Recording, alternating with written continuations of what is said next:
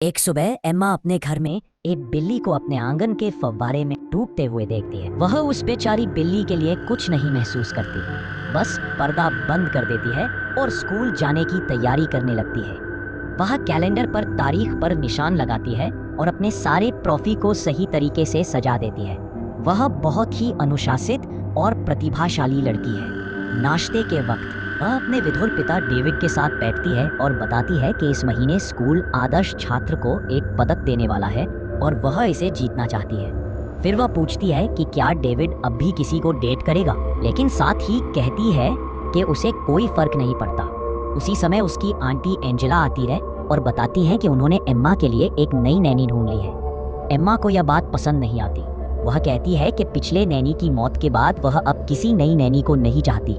वह चाहती है कि एंजेला ही उसका ध्यान रखे, लेकिन एंजेला पहले से ही नौकरी कर रही है। इसके बाद एम्मा बताती है कि आंगन में एक मरी हुई बिल्ली पड़ी है, जिसे डेविड को जाकर उठाना पड़ता है। स्कूल में एक बवंडर क्लासरूम में घुस जाता है और बच्चे घबरा जाते हैं, लेकिन एम्मा बहुत शांत रहती है। वह एक ग्लास से उस बवंडर को पकड़ती है और खिड़की से बाहर छोड़ देती है।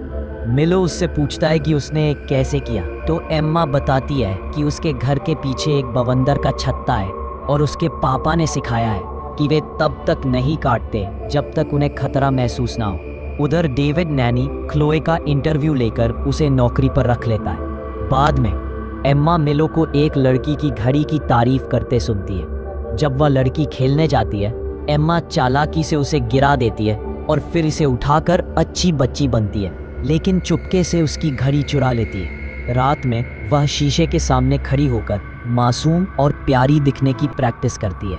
अगली सुबह वह सज धज कर स्कूल जाती है, लेकिन पुरस्कार मिलो को मिल जाता है। सब तालियां बजाते हैं। एम्मा भी दिखावे के लिए बजाती है, लेकिन उसके पैर से झलकता है कि वह अंदर से गुस्से में है।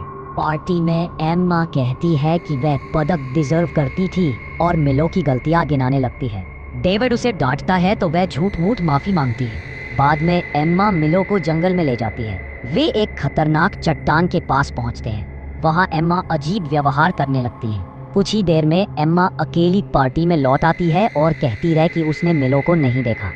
तभी बच्चों की चीख सुनाई देती है। मिलो का शव समुद्र किनारे पड़ा होता है। माता पिता सीपीआर देने की कोशिश करते हैं, लेकिन बहुत देर हो चुकी होती है। रात को डेविड और एंजेला एम्मा को लेकर चिंतित होते हैं। अगली सुबह डेविड एम्मा से बात करता है, लेकिन वह कहती है कि बात करने को कुछ है ही नहीं। क्लोए अब नैनी बनकर आ जाती है, लेकिन वह अजीब है। वह दवा चुराती है और एम्मा से बातों बातों में जानकारी निकालने की कोशिश करती है।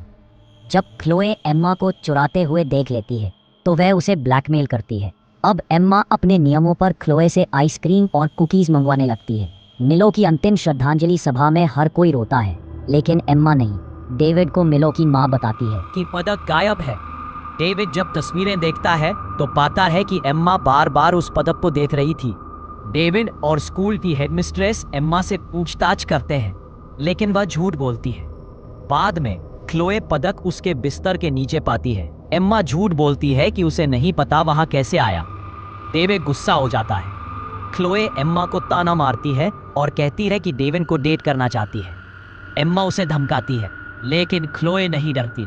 रात को क्लोए को वर्कशॉप में जिंदा जला दिया जाता है। एम्मा बाहर से उसे मरते हुए देखती है और मुस्कुराती है। पुलिस आती है। एम्मा झूठ बोलती है कि क्लोए वर्कशॉप में सिगरेट पीती थी। डेविड को अब यकीन हो जाता है कि उसकी बेटी बीमार है। डेविड उसे मनोचिकित्सक के पास ले जाता है, लेकिन वहां भी एम्मा इतनी चालाकी से झूठ बोलती है कि डॉक्टर कहता है कि वो बिल्कुल ठीक है। डेविड बहुत दुखी होता है।